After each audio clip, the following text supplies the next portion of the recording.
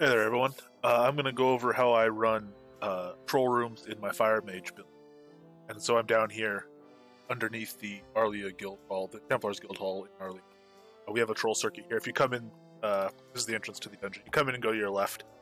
There's a troll circuit. It runs 10 rooms. Right now it's set up with an L6 in the front, a level 6 totem as the first room. There's an L4 totem directly behind that, and then there's 8 level 3 totems after that. So it's a lap of 10 rooms. We'll go ahead and run it. But primarily we're looking at kind of how I do this as a Fire Mage. There's a lot of ways to do this. They'll all be very similar in some respects, and then different people will do different things outside of that. So this is just my way. Let's start by buffing up naturally, Immolation and Enlightenment buffs as a Fire Mage. Certainly something that you're pretty much always running.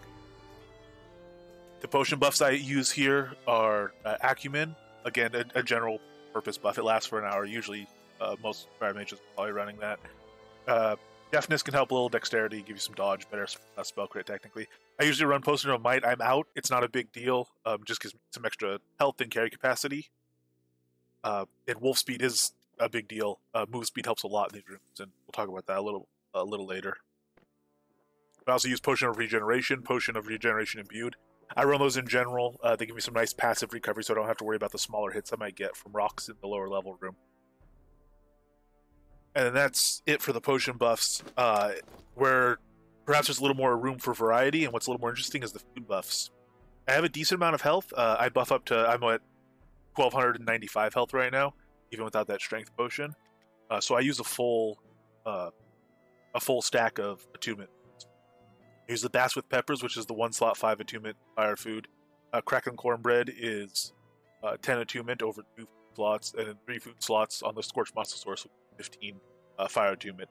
So it's going to stack up to a total of 30 fire attunement, and that's going to use all 6 of my food slots. Another thing you can do if you are at risk of being one-shotted, especially by the bosses when they throw a rock, or when they get near enough to you to do a physical attack directly on you, is run a health food. So for instance, Easy Source Pie, the 3 slot health food will give you 300 health.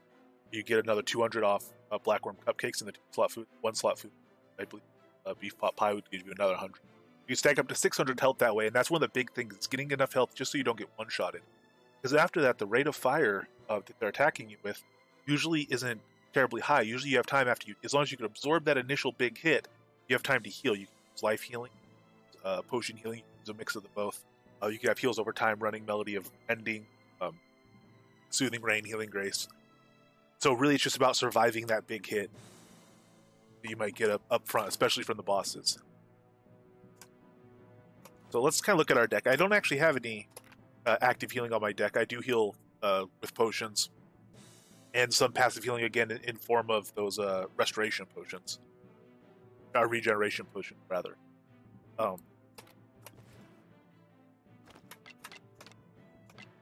So if I bring up my deck here, we can see I'm stacking for the number 1 slot, Atonal Aria, and Psalm of Stagnation right behind it. I'm going to stack this from the number 1 slot to the 2 and 3 slot. And Psalm of Stagnation is very important. Move speed in these rooms is important because as you're running around kiting the trolls, if you go too slow, if they can catch up too close to you, they'll do a stomp, and you'll be within stomp range by the time they're done executing. Once you get a sufficient difference in your move speed, if they catch up to you, or even if you run right past them, they'll start to stomp, and by the time their stomp comes down, you're already out of range of it. So you're not in danger of being stomped. It's important to get past that point, and that again is almost a breaking point. It's almost a cutoff point. It happens fairly abrupt. So I'm stacking Song of Stagnation to help. I have the Wolf Speed Potion that we ran earlier. And I'm actually going to use Dash as well. Atonal Aria is very powerful. You know, it does very good damage, and the more enemies you have around you, the higher DPS it'll do. It's doing damage to all those enemies. I don't usually run it actually with the rhythm I've fallen into now, but it is in general a very good skill for the troll room. I left it on this deck for now, and we'll go ahead and use it in this demonstration. I have a locked Flame Fist here for a little extra damage. This is tied to a key on my mouse that's very easy for me to hit. This is where I would put a passive heal if I'll still passive heal or excuse me, an active heal, a direct life heal. If I were still here, it'd be on this very accessible slot in place of something like Flame Beast. Evasion is a very good hit. It gives very good skill. It gives you critical hit defense, which will just dramatically lower the size of a critical hit you receive.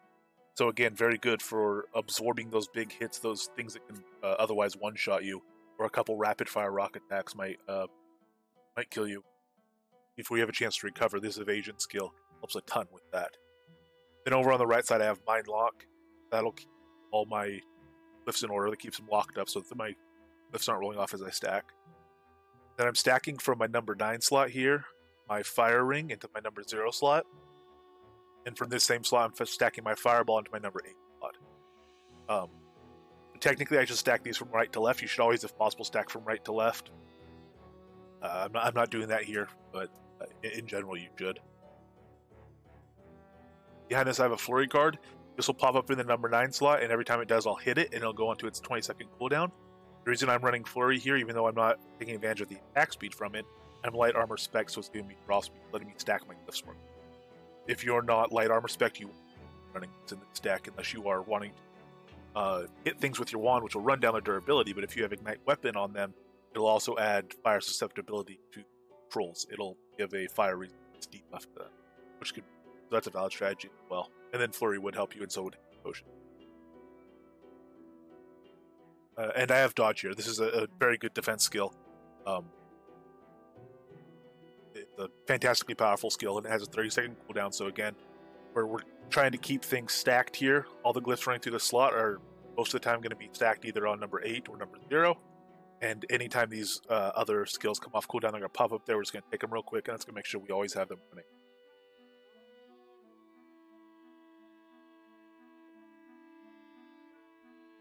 Alright, so bring up the deck here, and we'll get it stacking. Get it all stacked up and ready to go in here.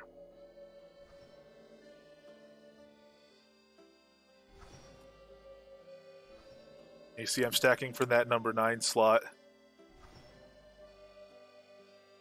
You see I've just hit Flurry, and now that we're almost done stacking, the cards actually come up much more rapidly, and we're able to finish stacking a lot more quickly than we started.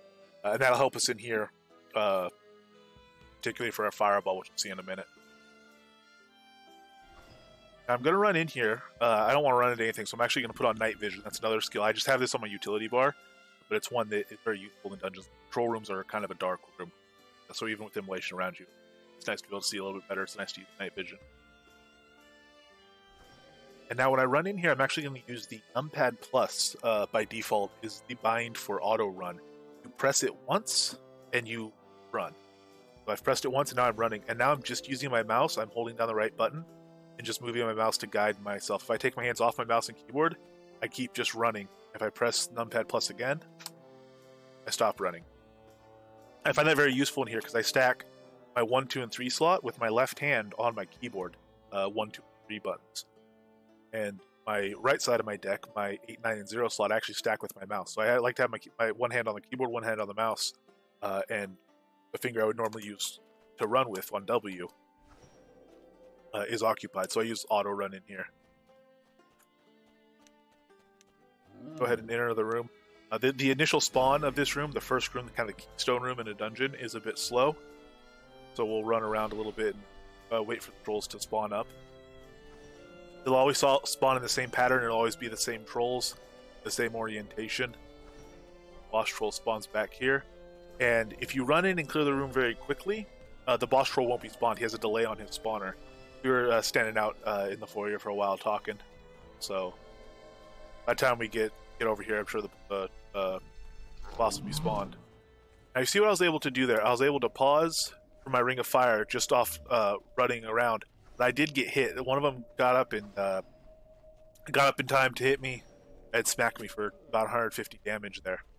That's where Salmo Stagnation comes in. See how close they're coming behind me until that stagnation goes off, and now you see how slow and easy to manage they are. And so not only could I have put down that Ring of Fire without them coming up and smacking me like that, if you look now, what I could do with my Fireball is actually run through them, drop my Fireball as I run through. They all pause to attack me. By the time their attacks go through, I'm well out of the way. They don't actually hit me. but I've stopped them and made them pause to attack right where my fireball goes down. So, well, we'll do it again. Let me get stacked back up and start doing Ring of Fire again. So if we come through them, they'll all pause to attack, and my fireball goes right to them and lands right on them. So that's another advantage of stagnation and that move speed difference. Yeah, they're almost down right now. You notice I didn't immediately replace my Ring of Fire. We were talking about that, but also it's still running. It still has 3 seconds on mech here.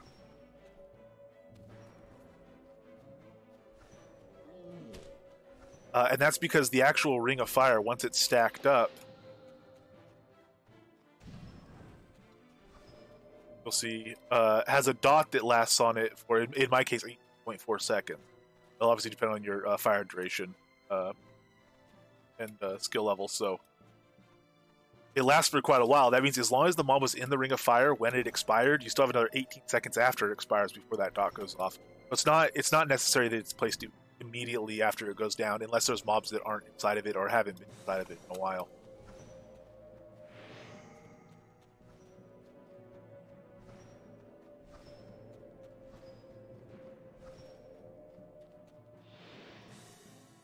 So we've been chatting here a bit, and in that time, kind of the small guys have fallen off, and we're down to this big guy here. And so now this will be where we really see the advantage of light armor spec with draw speed, but this is a strategy you can use even without draw speed. See that number 8 slot is stacked up with my fireball, and there's no other cards in my deck to draw. They'd be drawing the 9 slot or 1 slot if there were. So my Ring of Fire has gone off. We'll leave that off now for as part of the demonstration. So as long as I keep my Mind Lock up and those cards are out, they'll come off cooldown and pop up in the number 9 slot. But mostly it's just got room for Fireball. So if we attack with a Fireball, we draw very, very quickly. You see we've already stacked back up to another 5-shot of Fireball. We can already let that go down. And we stacked up to another 4-shot. Here's our 3-shot. And the reason they're going down, 6, 5, 4, 3, 2, 1, is because every time we fire it, we put 1 card on cooldown. He fell on us a little bit. That was all he could take. So that's where a lot of my power is coming from in this room, is that rapid fire dropping of fireball. Now you see I'm a little bit low. I do have potion heals, so rather than stand here and heal up, I can take a potion and be very quickly ready to go to the next room. So I still have... you see my fireball's not drawing very rapidly. That's because a lot of them are still on cooldown. They're just coming off cooldown now, though, and they'll come off cooldown just as rapidly as I fired them. So very short order, be back up to a 6 stack of fireball. Alright, so let's check out this next room, and I'm going to show sort of the pattern I use coming in here. That first room isn't exactly the pattern I was using, talking through things. We went a little bit slow. We did a little bit as a demonstration. So let's come in here and let's get a little bit closer to how I normally run it, which is press the plus. I'm auto running now. I can run here. I could drop a Eternal Aria. It's not a bad time to do it if I am going to use it. And you can see I can restack while I'm casting. That's a lot of power of Bard, so you can stack it up while you're casting. And now I'll do my Melody of Mending here. And this is nice because these trolls are already gathered up. I haven't slowed them down to the point that I have to wait for them to go up here. And they're also slow enough that I can drop my Ring of Fire, and you see they don't have time to even get over to me before my Ring of Fire is dropped. Now, when you're auto running, you have to stand still to cast a Ring of Fire. If you have auto run on, I didn't turn it off there. You see what happens. Stop, cast Ring of Fire, and as soon as the Ring of Fire is done, you'll pick up running it. Now we have all these guys corralled. We can drop a Fireball. And again, very rapidly stack another Fireball. Drop another one. And at this point, they're basically done for. They have enough dots stacked in them that we can start looting and wait for them to die. Occasionally, one of the bosses with their higher health maybe need a little extra encouragement. Our Flame Fist can be helpful there. Put some of those in. It has a chance to apply a dot. It doesn't always apply, but when you put a bunch of them in like that, it'll apply and be enough to take it down. We can pretty quickly loot and go on to the next room. So we have it looted. We'll charge up our dash again. And we'll kind of come into this next room. And now you can see it's kind of more of a rhythmic pattern. We come to this next room. We're doing our atonal again. Restacking it over here on the left-hand side. We got 4 cards stacked, the rest are on cooldown. Let's put down our Melody of Mending.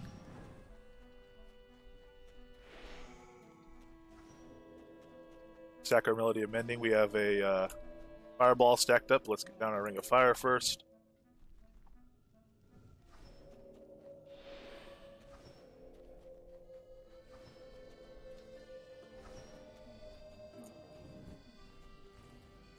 Up our Fireballs. And really, even that second one with Atonal running is almost academic. It doesn't really need to go down. Its main advantage is applying a second Fireball dot to the boss. We could even apply a third one there as we're running around looting. And that just kind of ensures that by the time we're done looting, it goes down. So they have a lot more health. You'll see how they often just fall on me and I'll take a potion. I'm in the range where he doesn't one-shot me when he falls on me, which is handy. But because of the health, they'll slow you down a lot on the room, and that's actually okay. It might seem like a waste where you can kill so many so fast to slow down for the boss, but if you're looking for XP in these rooms, the boss is actually about 20% of the experience. So in that first level 6 room we cleared, the entire room was worth about 660,000 experience to clear the entire room except for the boss. The boss alone is worth 176,000. So it's about 21% of the entire XP of the room. In the level 3 rooms, the entire room except for the boss is worth 387,000 about. You add nearly 80,000 more to that just by dropping the boss. And they also have better loot. So in my opinion, they're worth it as long as you're not, spending a lot of time doing it. But sometimes they're what keeps you from doing a room. That they can hit you with a rock. It can, the one attack that can one-shot you. So let's see if this rock hits me right here. The small rock critted me for 147. The big rock hit me non-crit for over 300. So that's clearly powerful. You notice I ran in differently on this one. Instead of coming in going to the right, I came in and went to the left. Now I've rounded these trolls up down here at the bottom.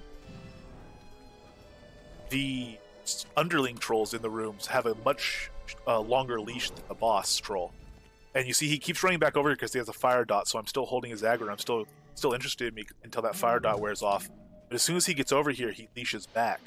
So in this way, I'm able to fight this entire room without confronting the boss. That he got that initial rock throw on me. Sometimes they'll do that, sometimes they won't. You can run in a pattern that hides you behind this rock and still aggroes everything, and then you'll be taking cover damage from his rock throw as well. So that's a nice little pattern you can do if you're not quite ready to take on the boss, or maybe the boss just takes a little bit longer, takes sufficiently longer, and gets in the way of your looting that you just don't want to deal with it. And you find it more efficient to run by without him. Like if you're trying to get the most obsidian chips, maybe every second you spend fighting the bosses, some time lost you be getting obsidian chips, and you're going to attenuate anyway, or you're getting plenty of XP anyway. So you'd rather prioritize that. You can go ahead and come down here and fight him down here.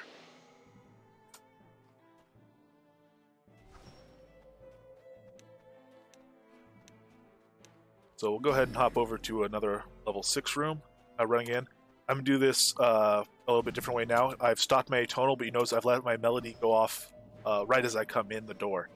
This is going to slow everything down quite a bit more than before. And you notice by the time we get over here, look how slowly they're moving, and they're still way back there. So they're not even in the Ring of Fire yet.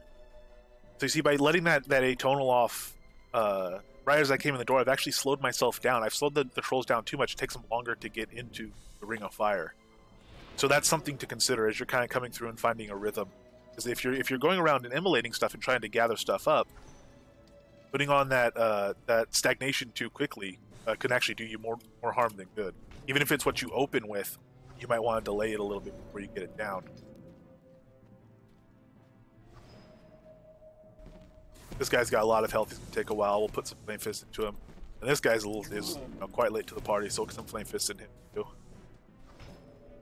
Both got immolation on him now, so we'll just go ahead as we wait for them to expire.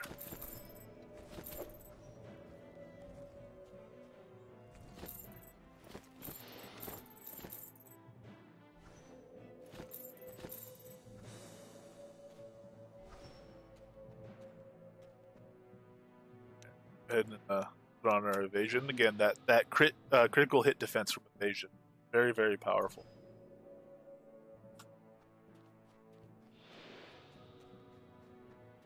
We're all stacked up, and we'll run into another one here.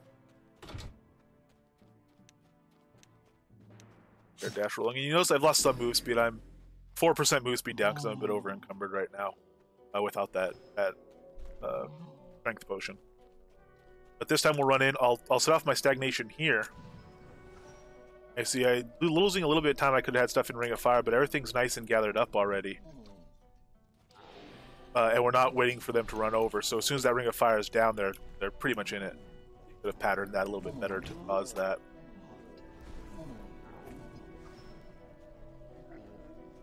Backs there.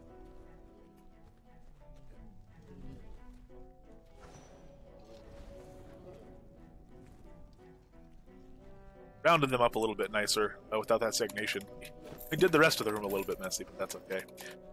You can see the difference between that. So just timing that atonal, or that stagnation, excuse me, to kind of go off where you need it is something to fine tune. It's going to be based on your move speed, on how powerful your stagnation is, how long it takes you to cast your Ring of Fire and things like this.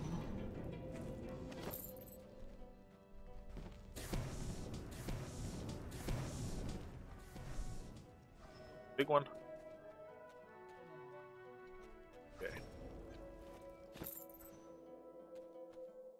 Alright, let's see if we can stack up and do a nice clean run of this next room. And using all those strategies.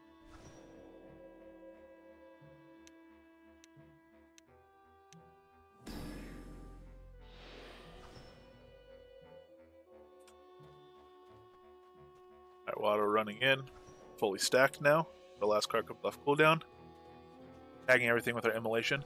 One thing to consider here, if you're running around like this, immolating everything, your immolation might actually fall off the first troll by the time you're done, depending on your fire duration.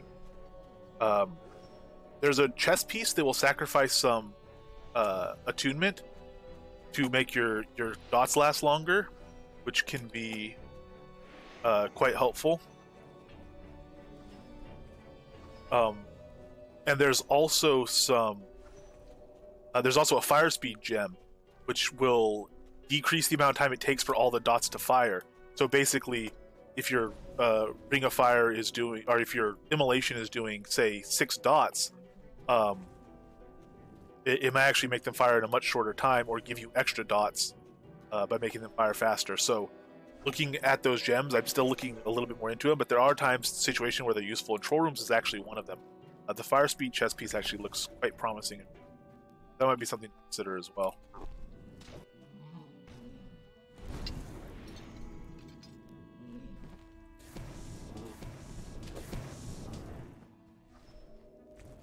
Got a little bit stunned there. I didn't even see where that stun came in on us, but I seem to have overcome it.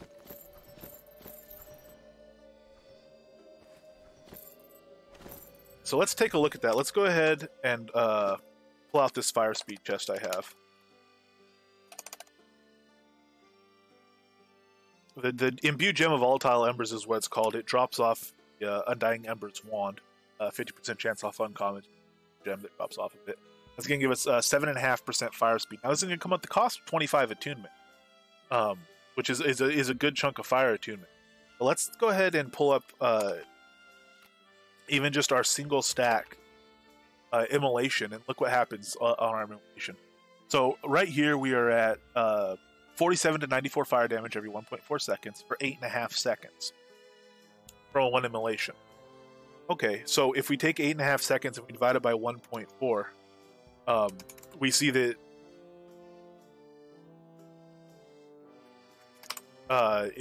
we have 6.07 iterations is what it comes out as.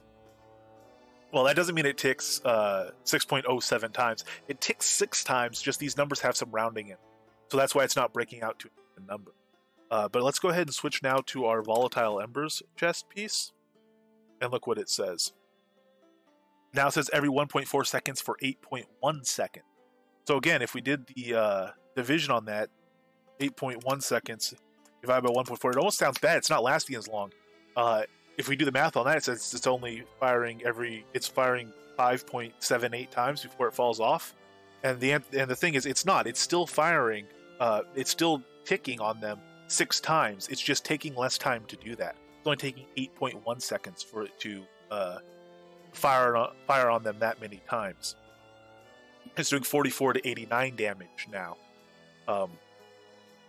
If we look again at our previous chest, instead of 44 to 89, we were doing 47 to 94. So it's doing less damage per tick, but it's going to tick on them. It's going to get through those ticks a whole lot faster. Now let's look at the actual skill up here that we have charged. 94 to 188 damage every 1.4 seconds for 8.5 seconds. And we come over here and we could again switch to the Volatile Embers chest. We see it's 89 to 177 for 8.1 seconds. So it's an interesting trade-off. If we look at our Fire Arrow, every 1.4 seconds for 20.3 seconds. Again, we switch off every 1.4 seconds for 21.3 seconds. So again, because each of those ticks takes less time with the Volatile Embers Volatile Embers chest piece, our fire speed is up. Those ticks take less time. We get all that damage in sooner. So if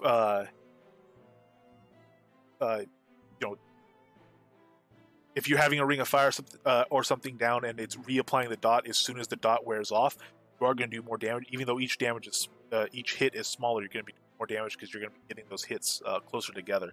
It's also why there's not really breakpoints. If you look at every 1.4 seconds, a lot of players will try to take that to 1.3 and they'll consider that a big breakpoint. It's actually not.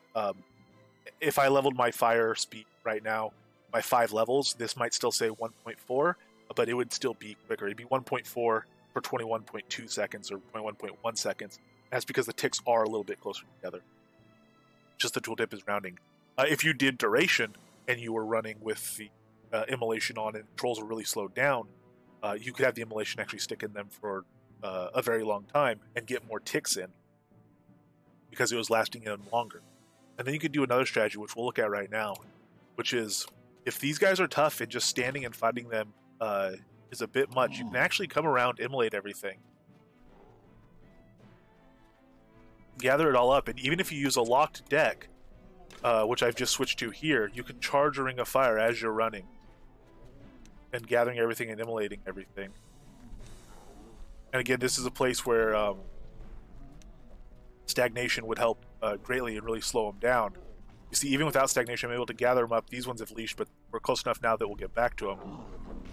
I can get my Ring of Fire down, jump out just in the nick of time, and just run them around this loop here. The boss is leashed back. You can see him hanging back over here.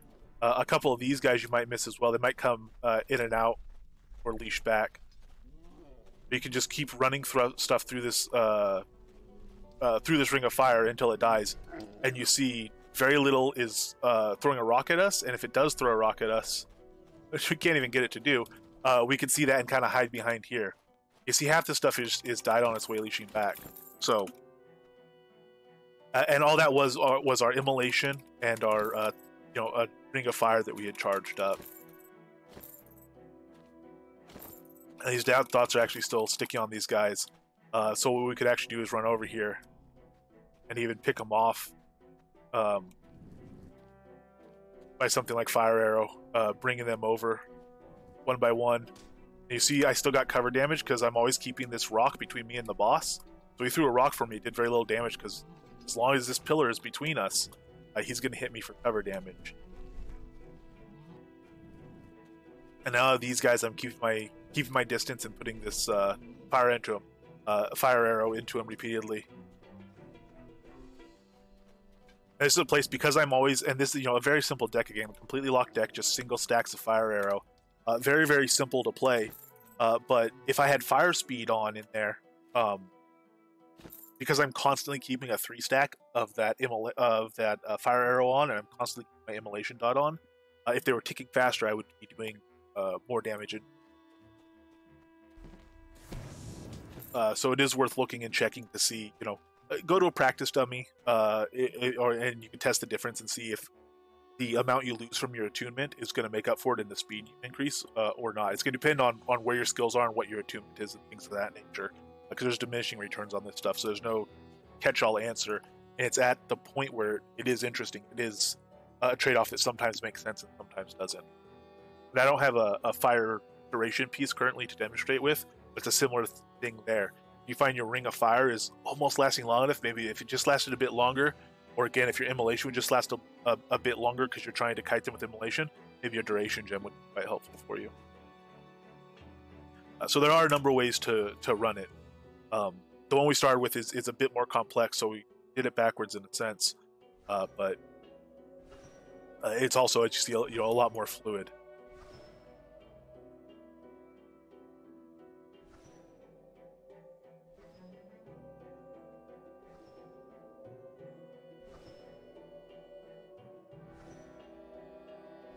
Switch back to it, get it charged back up.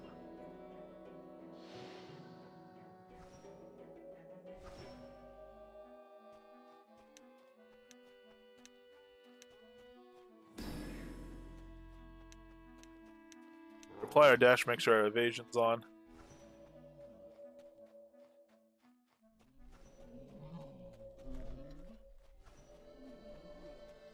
Second.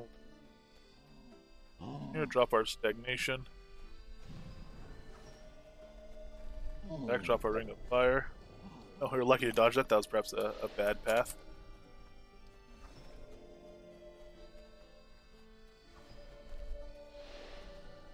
And now there's something else we can do here. So everything's running around.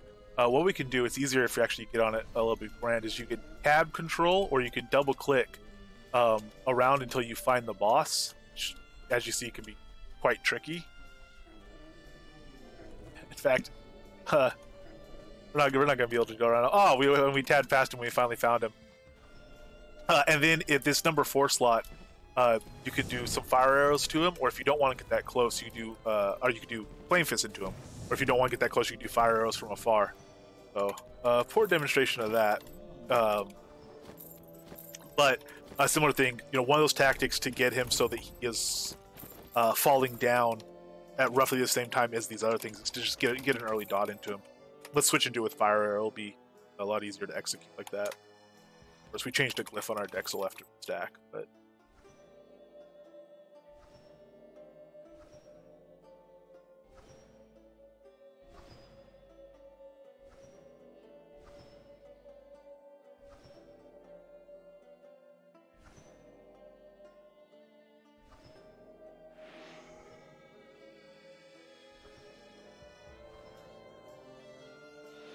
alright, we're all stacked back up.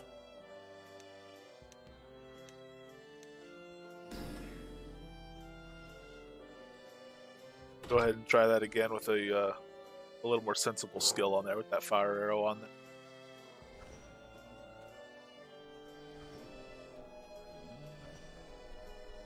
So even from a distance here, maybe we could click on him and get in some fire arrows right off the bat on him.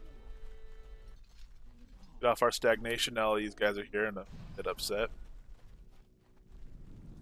Pause and drop down our ring. You notice after my ring goes off, I tend to jump and move. That's just in case any foot stomp was coming down right before it went off. It gets me off the ground as soon as possible so that stomp is going to miss me. You'll see that as I let off a fireball off into. If I think I'm in danger, I'll drop the fireball. As soon as I see it go down, I'll jump like that. Just to prevent myself getting stomped. Look at that.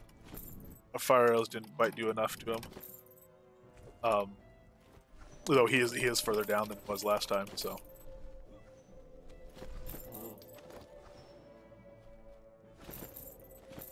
So,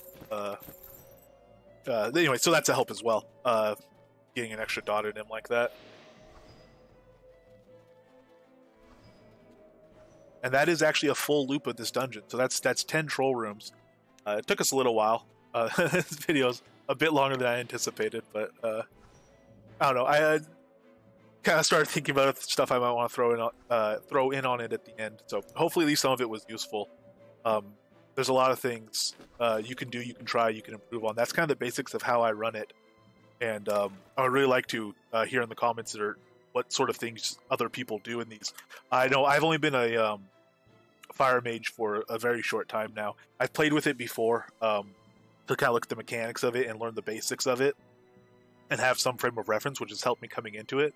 But a lot of what I've learned about fire mage, I've only learned in the last few weeks, and a lot of one of the big things I learned was I still have a whole lot to learn. So anyone out there that's been playing a fire mage, I'd love to hear kind of how you do it differently or the same, or what your thoughts are on it. And I don't know, maybe I've been quite enjoying the fire mage, and I plan to keep it at least as an off-spec side build. So maybe there'll be another part 2 coming up where I can tell you all the things I just told you that were wrong, and I'll tell you some other new things I found out. Until next time, thank you guys, and take care.